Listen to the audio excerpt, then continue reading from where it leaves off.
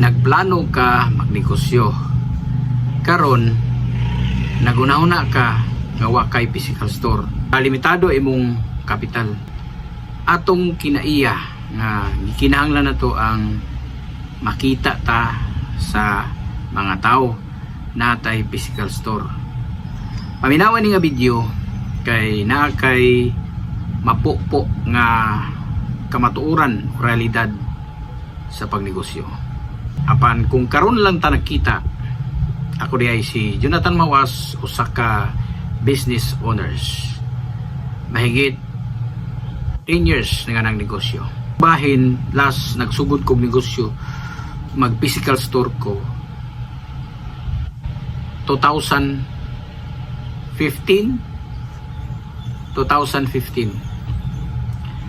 Niyatong bahin na, sabi ninyo,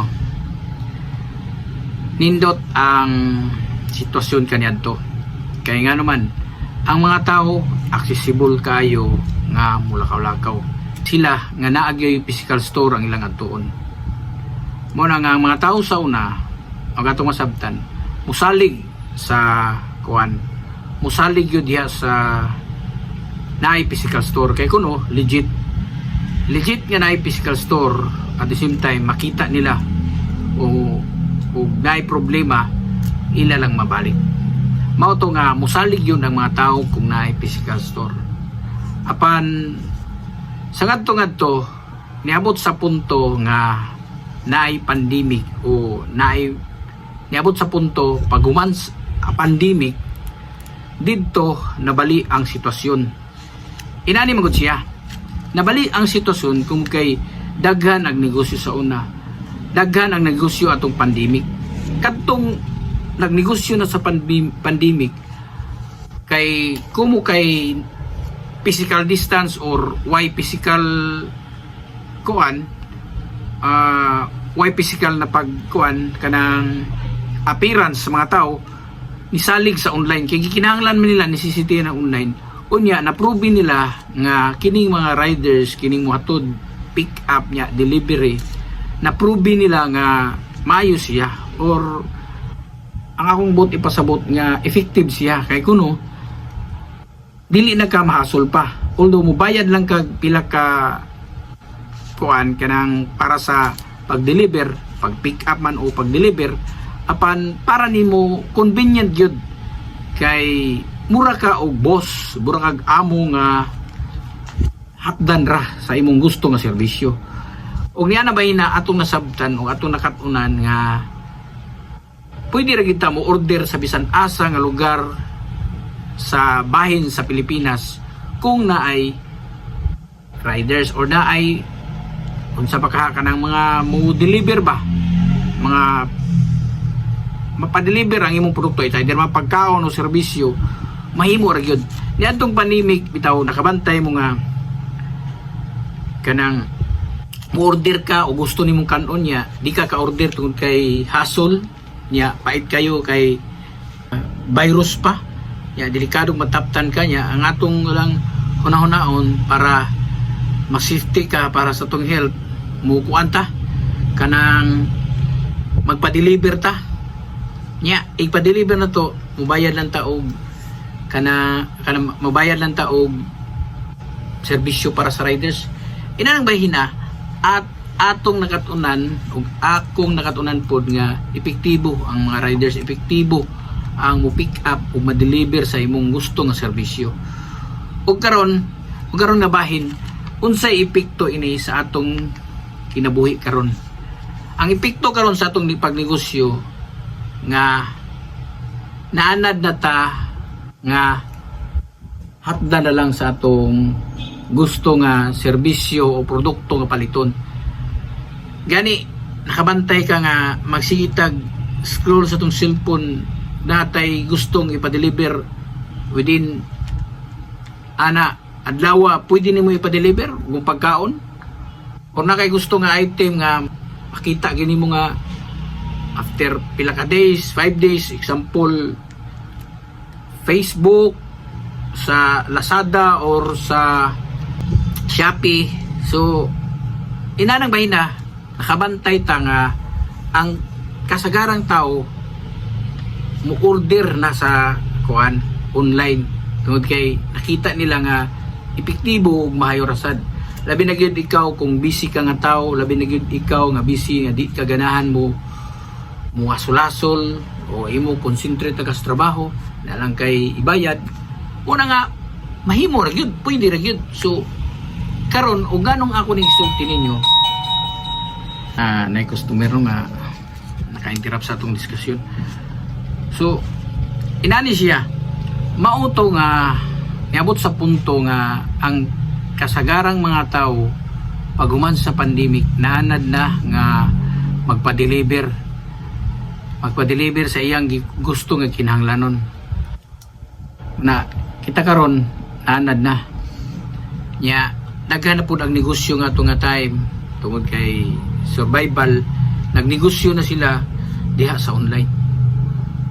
Muna nga epektibo gyud ang online, nabali ba ang sitwasyon, wala na ta manginahanglan ron og kanang makita gani nakabantay ka sa inyong silingan nga magnegosyo hantud karon naa pa manggihapon nagyapoy mo serbisyo nila mutana ka o nakailan nimo muana ka nga kumusta imong negosyo. Nagnegosyo siya naar ko sa Facebook or Instagram unsa diyang platform sa social media na gyud na siya customer.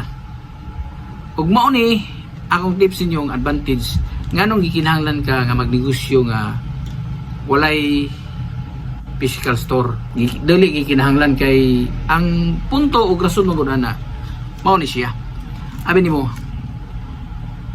dili ka trap sa kuan kanang rental. Kung mag physical store kasagaran na to siyempre kanang nagita mangabang ta natay rental nga bayranan kada buwan. Kung rental bayranan so muad cost siya sa imong monthly nga bayranan. Subot pasabot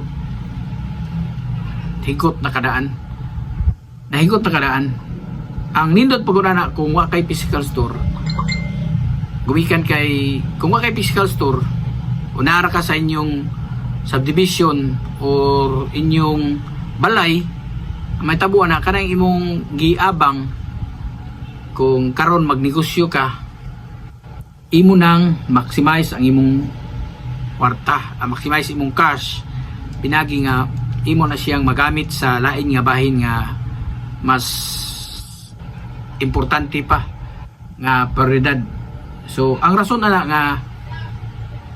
nga dili na to ang kinahanglan ang physical store. Ug labaw sa tanan ang disadvantage bagina kung naa kay physical store ang imong permit. Kung naa kay permit kita kay kas BR, kita kay ka sa gobyerno nya nakaibawan man kas gobyerno. Kung naa kay physical store nga nagnegosyo ka naginuton man jud kana. So ang punto ug rason ana nga makalikay ka sa mas fixed cost o sa gobyerno. Dili man sa ingon nga mulikay ka pero inanang nagtesting pa lang ka, inanang nag-figure out pa lang ka or mugana na gini mo makalihay ka sa BIR or sa gobyerno. Kaya nga naman nakaibawa naman ka sa itong gobyerno, di ba? Ang punto o rason ana nga ipatuyok lang yun sa ang imong kwarta. Ayaw lang sa pahigot, ayaw lang sa ingon tagpabiktima. Kay mao magina tay daganan anang sitwasyon na magitay daganan mo na no nya kung wa po kay physical store ang advantage na dili ka mulukat kinahanglan og mga lisensya diha. Pwede ka mo lisensya og kuha ma-license dili gid ingon sa lahi gyud sa naay physical store. Mas advantage kung wa kay physical store ug kay imong lisensya dili kay nana ka grabe kay sa sitwasyon nga testing pa lang ka.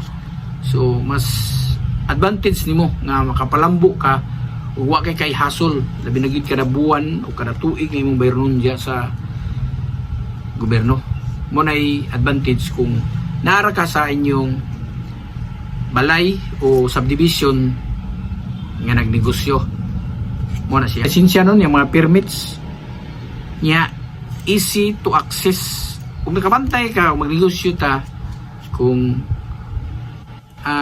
natay mga anak pa o problema kita sa tong oras mas ma-maximize atong oras ato sa mga anak, mas effective ta atong bantayan, atong monitor, ug labaw sa ta dili ka trap sa kuan kanang traffic, di ka magdali-dali, control nimo ang imong oras ba, di ka biktima sa oras niya. Transportation dili pa kay kahasol, ug kay motoron or nakaisakyanan di kay kaso gasolina tungod kay naa mga sini subdivision dool man dili kayo ka hassle ba nga inong na physical niya labi na gyud lain pa giday kanang sa panahon. So ug naa ka sa balay pwede ra gyud ka nga maka trabaho diag wala pa kay order, wala pa kay ingon nga busy, so maximize nimo gid imong oras. So mo na advantage nga mo ingon require gina ko nga ayaw sa mo kuha og physical store, ayaw kung mahimo kung naman gani kung kuha mag physical store kanang hinambog na lang gina og na physical store. Ako sa pagkatinuod lang na ako physical store, pero ang ako lang nga advantage kay ako lang siyang gipuy-an, ako lang siyang diri ko nagstay, so ma-maximize to ko but sabot na nabura ra pug ko nagpuyo. Anani siya ang sitwasyon mo nang naka-feel lang ko sa kuan ubang magustong magnegosyo na physical store kay fixed cost mo na siya nya kuryente, tubig nya bayronon pa sa inyo ang personal nya bayronon pa sa imong negosyo, di ba magdoble imong expenses. So tako kay advantage kung ang social media o anak ka diha sa online mo hataw diha ka sa online. Ayop nga naamoy nakatunan sa akong video no, pero nakatunan sa akong video mo alang sa mga gustong magsugod og negosyo o wala pa una magsugod og negosyo o nag-figure out pa o naglabad o asa mo kuha ang og kuan kanang physical store. Abi ninyo sa akong ituhuan nga kung magnegosyo ka og naa kay physical store og walay physical store, same energy lang gyapon ang kahasol kalabad sa pero advantage kung naa ka sa online. Kaya nga naman kitang tanan na hawak na cellphone gamit karon, nganong dili man nimo gamiton ang cellphone aron advantage nimo sa uban nga naay physical store. Ang atong problema masugatan ini ang atong permit, lisensya, mga marites or mga crab mentality sa atong palibot nga musulti nga na kay negosyo. Unya ra ka magparehistro kung mahibalan na ka nga naay nagnegosyo. Pag sa pagtesting ayaw lang sa iparehistro. Ako nag-recommend tungod kay nagkahayop nagkahayop og problema gyud ang atong sistema diri sa Pilipinas. Ug naa may way klaro, mas labaw pang way klaro mo na nga kita aware lang tayo ni nga sa sitwasyon ngay nani kay dili lalim ang pagpangita sa kwarta, dili lalim pud ang problema o masugatan sa usa ka negosyante nga nag-figure out nya dili mo sustain tumikan lang sa mga tao nga mapahimuslanon nga nasa gobyerno nga mga karaan nasa sistema nga nagsigilag balik-balik ilang nang na-figure out kung saan pagpangwarta mo nakikita ang mga negosyante nga nagtinarong nga nagserbisyo apektado sa ilang kabuang mo na nga gihanyo nako nga kamong mga negosyante kana magnegosyo ta ay lang sa physical store walang buwas sa usar ka mo bayad sa gobyerno kung nikita na ginay mong negosyo. O na akong ika-advise o ganahan na mo o ganahan naman kanang gusto mo nga makishare pa sa atong mga ideas o atong pagabuhaton nga mas epektibo ta nga manegosyante, join mo sa samahan ng walang negosyo. Ang link nasa comment section ako ibutang.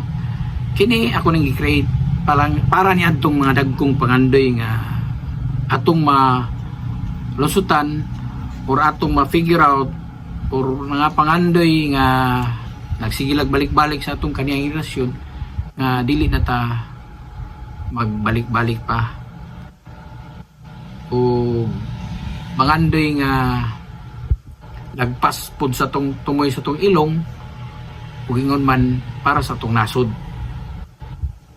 Ug sa katapusan ako mingon nga negosyo lang ang sulbad sa atong henerasyon, negosyo lang ang sulbad sa atong ekonomiya nga nagkapiste-piste tungod sa mga gibuhat sa mga naa sa posisyon.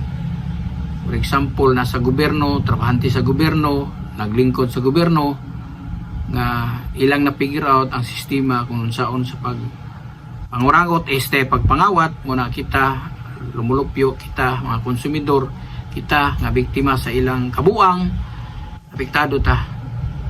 Pero saan naman kung kita mismo dili ta manibasog nga mubarog diha sa kayo.